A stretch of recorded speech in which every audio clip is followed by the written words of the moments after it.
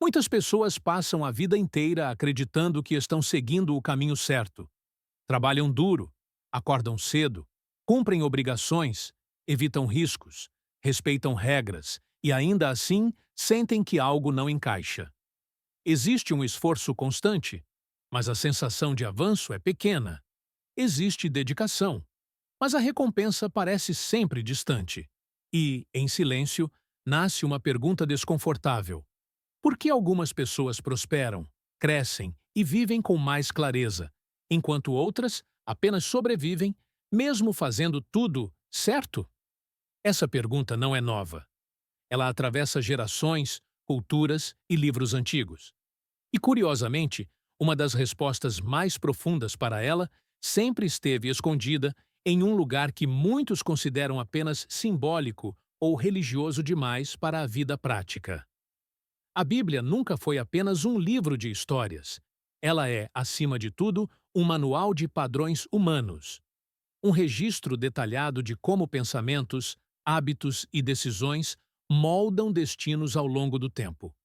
Quando observada com atenção, sem pressa e sem dogmas, ela revela princípios que hoje a psicologia moderna, a neurociência e até o desenvolvimento pessoal apenas confirmam com novas palavras. Napoleon Hill dizia que o sucesso é resultado de hábitos repetidos de forma consciente. James Allen afirmava que o homem se torna aquilo que pensa diariamente. A Bíblia já ensinava isso há milhares de anos, usando outra linguagem, mas apontando para a mesma verdade. Não é o evento isolado que muda uma vida, é o padrão diário. Talvez o maior erro das pessoas seja esperar por grandes transformações externas. Um dinheiro inesperado, uma oportunidade perfeita, uma virada milagrosa. Mas a transformação real quase sempre começa de forma silenciosa, invisível, interna. Começa no que você pensa quando ninguém está vendo, no que você repete para si mesmo, no que você escolhe fazer todos os dias, mesmo quando parece pequeno demais para importar. É como a gota d'água que cai constantemente sobre a rocha. Sozinha, ela parece insignificante, mas com o tempo, muda a forma da pedra. A vida funciona exatamente assim. Um dos primeiros padrões que a Bíblia revela é o poder da atenção direcionada. Meditar não é esvaziar a mente, como muitos pensam. É escolher conscientemente o que vai ocupar o espaço mental. Quando alguém medita diariamente em palavras de sabedoria, coragem e propósito, está treinando o cérebro a operar nesse padrão. A ciência chama isso de neuroplasticidade. A Bíblia chama de prosperar o caminho. O efeito é o mesmo. Pensamentos repetidos criam trilhas mentais. Trilhas mentais criam decisões. Decisões criam resultados. Não existe destino desconectado da mente. Outro ponto profundo é a forma como o desejo é tratado. Orar, nesse contexto, não é implorar. É alinhar. É declarar intenção. É organizar mente, emoção e expectativa em uma mesma direção. Napoleon Hill descrevia isso como desejo ardente aliado à fé. Neville Goddard dizia que assumir mentalmente o estado desejado era o verdadeiro ato de oração. A Bíblia reforça que pedir, buscar e bater são ações contínuas, não passivas. Quando alguém ora com consistência e propósito, não está apenas esperando algo acontecer. Está se tornando alguém preparado para sustentar aquilo que pede. Existe também um princípio poderoso que quase todos ignoram. Gratidão não é consequência de uma vida boa, é causa. Pessoas que vivem reclamando treinam o cérebro para identificar falta. Pessoas que praticam gratidão treinam a mente para perceber recursos. A ciência comprova que a gratidão altera a bioquímica do cérebro, aumentando sensação de bem-estar e clareza. A Bíblia vai além e mostra que agradecer em todas as circunstâncias cria um estado interno que atrai mais daquilo que é reconhecido. Não é mágica, é foco repetido. Outro hábito profundamente negligenciado é o silêncio. Vivemos em uma era que confunde movimento com progresso. Estar ocupado virou sinônimo de ser importante. Mas a Bíblia ensina que é no aquietar-se que se encontra clareza. A neurociência confirma que o cérebro precisa de pausas para reorganizar informações, gerar insights e resolver problemas complexos. O silêncio não é ausência de ação, é preparação. Quem nunca silencia, vive reagindo. Quem aprende a parar, começa a criar. Existe também um padrão emocional que bloqueia completamente a prosperidade: o ressentimento. Guardar rancor prende a mente no passado, consome energia, distorce decisões e mantém o corpo em estado de estresse constante.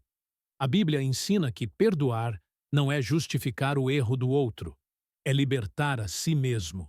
A ciência confirma que pessoas que perdoam têm níveis menores de cortisol e maior saúde emocional.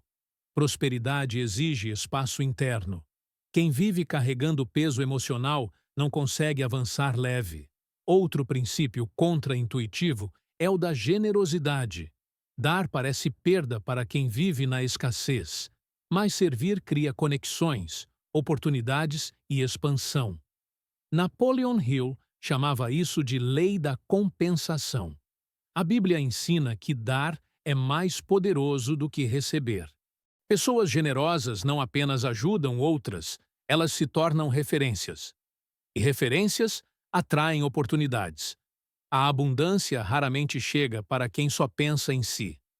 Há também o poder das palavras. A Bíblia é clara ao afirmar que a vida e a morte estão no poder da língua. Palavras não são apenas sons. Elas moldam crenças. Crenças moldam comportamentos. Reclamar constantemente é treinar a mente para o fracasso. Falar de forma consciente é reprogramar o subconsciente. A neurociência mostra que palavras negativas ativam áreas ligadas ao estresse. Palavras construtivas ampliam foco e criatividade. O que você diz todos os dias se torna aquilo que você vive. Outro ponto central é viver com propósito definido. Onde não há visão, a vida se dispersa.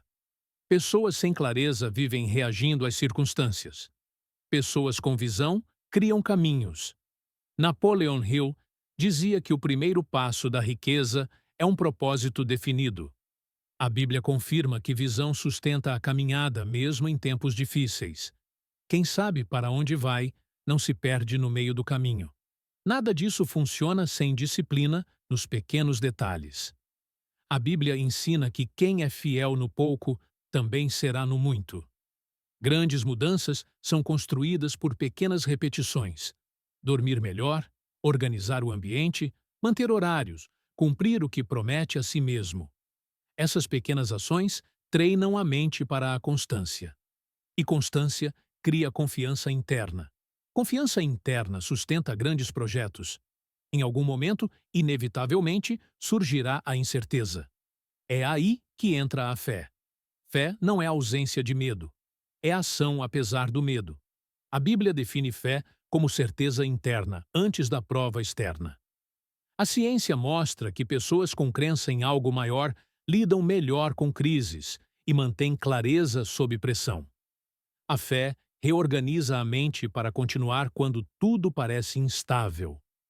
Tudo isso exige vigilância constante dos pensamentos. A Bíblia ensina a renovar a mente diariamente. Pensamentos repetidos se tornam identidade. Identidade molda escolhas. Escolhas moldam o futuro. Não existe transformação externa sem renovação interna. Cada pensamento consciente substituído é um passo em direção a uma nova realidade. Por fim, existe o ambiente. As pessoas com quem você anda moldam sua visão de mundo. Napoleon Hill chamou isso de mastermind. A Bíblia ensina que quem anda com sábios se torna sábio. Ambientes fortalecem ou enfraquecem padrões. Ninguém cresce sozinho por muito tempo. Cercar-se de pessoas com fé, visão e disciplina acelera qualquer processo de transformação. Talvez agora você esteja percebendo algo importante. Nada disso é místico demais. Nada disso é abstrato. São padrões diários. Hábitos simples, repetidos, silenciosos, mas extremamente poderosos. A ciência chama de programação. A Bíblia chama de colheita. O nome pouco importa. O resultado é inevitável. Se esse conteúdo está te trazendo clareza, se em algum momento você sentiu desconforto ou reconhecimento, isso não é por acaso. Significa que algo aqui tocou um ponto real da sua vida. Se inscreva no canal agora. Esse é um espaço para quem quer unir mente, fé e prática diária, sem promessas vazias, sem atalhos ilusórios. Ao se inscrever, você ajuda esse conteúdo a alcançar mais pessoas e fortalece essa comunidade de crescimento. Antes de sair, deixa o seu like. Esse simples gesto faz o algoritmo entender que esse tipo de mensagem precisa ser entregue a mais pessoas que estão exatamente onde você esteve antes de ouvir isso. E comenta aqui embaixo qual desses padrões você percebe que mais precisa desenvolver agora. Não é só para mim ler. É para você assumir esse compromisso consigo mesmo. Lembre-se sempre disso.